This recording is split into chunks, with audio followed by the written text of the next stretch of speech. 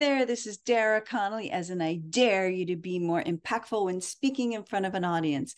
In today's tip, I'm going to teach you how to be more confident while speaking on stage. Let's do it.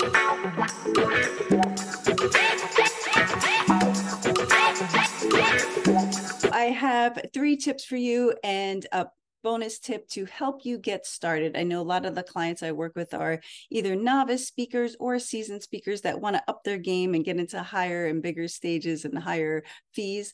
So when you need to do that, you need to have the confidence to be able to speak on stage. So let's start at the beginning. And the very first thing is that I want you to know your audience. Look, if you want to be more comfortable speaking in front of people you don't know, the best way to be fun and engaging and connect with them is to know them, know who you're speaking with. So every time I go to a new engagement, if it's in person, I'll fly in a day or two before so I can interact with the conference attendees, meet with the meeting planners to make sure everything is set up, the room is set up the way I want, so I'm comfortable in the environment, but then take a little bit of time to actually mingle with the people who are attending the other events.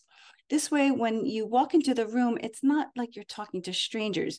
You just met Susie at the coffee bar, or you're talking to Tom, who told you his problems because he works in corporate. When you know people, it takes that edge off of, oh my God, I'm standing in front of a group of strangers and they're judging me. Anytime we have fear, anytime we have nervousness, it's because it's a fear of the unknown. So when we strip away that unknown and we get to know our audience, we are now taking away any fear and walking into that space with confidence.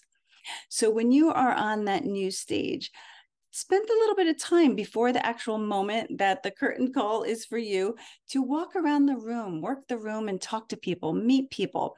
Say, thank you for coming to my workshop. What problems do you have today? What's your biggest struggle? Tell me a little bit about yourself. You can even ask their permission if they reveal a great story or example that you can work into your presentation. Just ask them, wow, that's fascinating. I would love to tell that as part of my training today. Would I have your permission to do so? And then you can comment when you're giving your speech. I recently met with Barbara and she was telling me how she gets really nervous when she speaks on stage. I have the perfect tip to help her and those of you who also have that same fear. You see, this way we are really engaging with the people who are there in the room, and it doesn't matter how large the audience is, you can do this. So before you go through and write your speech or even outline your speech, ask yourself, what do the people I'm speaking to need? And do your research so you can connect with them ahead of time, whether it's in person at the event or emailing them ahead of time or meeting with the meeting planners to know what are the exact concerns so you can address them and come in prepared. When you know your audience, it takes away that level of fear. All right, number 2, another way to get rid of that fear of the unknown and help you be more confident when you're speaking is to visualize your success. A lot of times we put ourselves in that situation, like close your eyes and imagine the stage you're standing on. Imagine the hand gestures you'll use, the way you smile, the way you tell a joke. Visualize the experience. Visualize what you'll do with the breakout sessions if you have interactive piece where you send out handouts or maybe an activity that they do. Actually take yourself through that entire exercise in your mind. So you already work out the flaws. And this way you're mentally prepared. This is a very powerful tool. And when we worry about speaking because it's a new audience or a new venue and we're not sure too much about it, if you can visualize what you were going to do, you were taking control of it. And it also eliminates the negative thoughts of, I don't know where I'm going to be speaking or what exactly type of microphone they have or where the slides will be set up. So you are giving yourself a chance to walk yourself through the information, the equipment you're going to be using by preparing yourself mentally. And when you're there, then you have a little bit more power because you can actually make sure it's lined up the way you've mentally rehearsed it. So instead of walking into an opportunity totally blind and even if you've rehearsed it, if you have no idea of how you're going to do this, how you're going to speak through your talking points, because you didn't visualize it, then you're kind of going rogue and you're making up as you go. The moment before you walk on the stage, or even a few days before, visualize yourself giving this amazing presentation. Visualize the people nodding and laughing and applauding and giving a standing ovation. Visualize the way you engage and ask questions and tell your stories. Imagine yourself feeling so amazing afterwards that they come up to you and they want to ask you questions or hire you for the next speaking event. If you mentally prepare for all of these things, it is not only more likely to happen, but you put your body through the motions already so it can go into action. Even if it's something you're not prepared for, somebody asks you a question that maybe you're a little nervous for, you don't quite know the answer. If you visualized how you would answer that question, even if you're caught off guard, you've already rehearsed it. So this is a really powerful tool, but you got to use it. It doesn't take a lot of time. It doesn't cost you a dime, but if you don't use it, it will not help you. So visualize your success and keep doing it no matter how good you get at speaking on stage. Okay, the third tip, and then we'll get into a bonus tip. So stay till the end here. The third tip is that when people come to me and they sometimes are really stressed about how to write a speech, or ask me, do I memorize a speech? I want to be real confident in this speech. I want to look like I know what I'm talking about. The best thing I want to teach you is to jot down your bullet points. You don't have to write word for word of what you're going to say, because then if you memorize it, you're going to be searching for that word while you're on stage. And there could be this awkward pause or this moment where you're kind of, your eyes are like, oh God, what's the next word? We don't want to do that. When we're on stage, we want to use our time efficiently, and the audience is there to hear our wisdom. So we don't want to waste their time.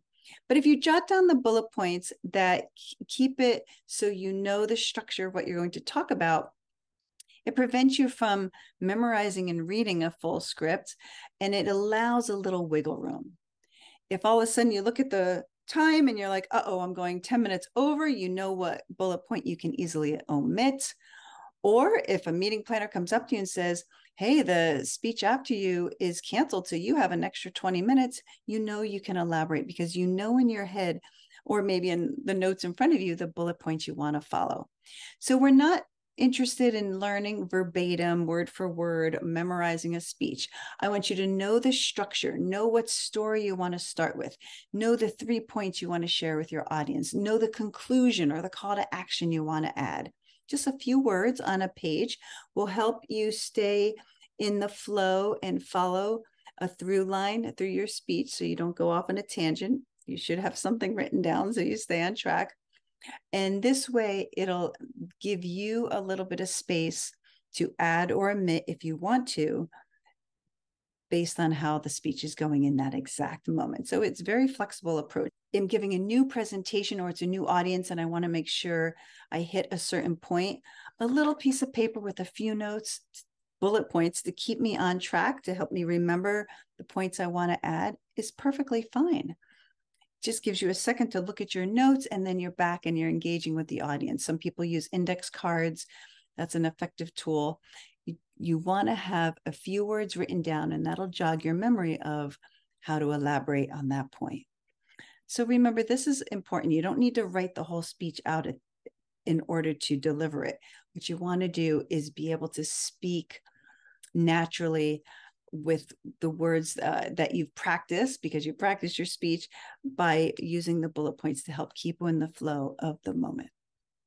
Okay, now before I get to the actual bonus tip of today, make sure you hit that subscribe button so you're notified when I publish new content.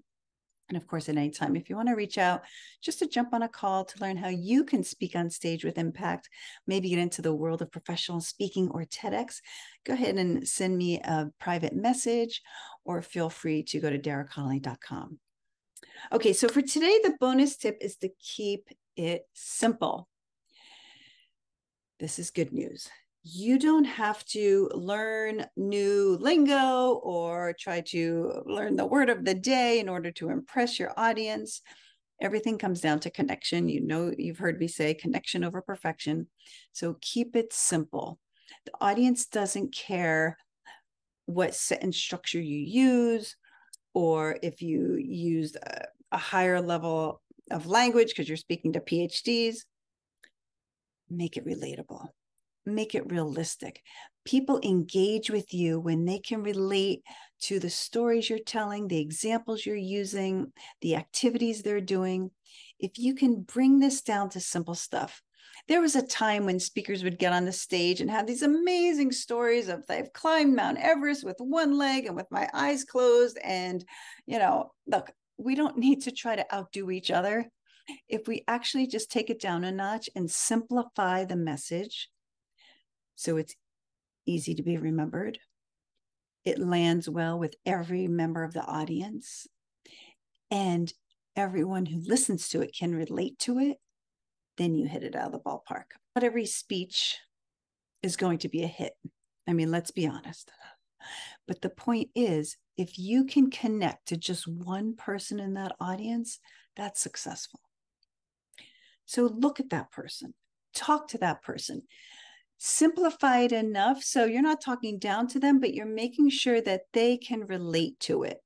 Some of the best speakers I've heard are talking about, I woke up this morning, the coffee pot was broken, I couldn't find my car keys, and I'm rushing out the door. And I was like, oh my God, that's everyday stuff that we're going through.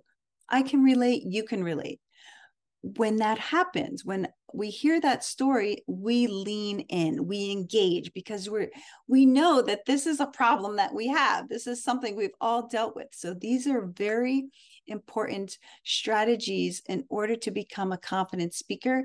You don't have to try to impress. I want you to address your audience in a relatable, engaging way. Now, if again, you get stuck or you're not sure how to put all this together, writing your stories, writing your bullet point outline, or knowing what story to tell, or how to simplify it, because you're so used to talking complicated topics or giving corporate presentations, you don't know how to keep it simple and make it relatable to everyday people, then let's have a conversation. Because I want you to be the most impactful and influential speaker you can be. You can do this. You just follow these steps and reach out to me if you need any help. I'm here for you. You just have to take the first step. I dare you.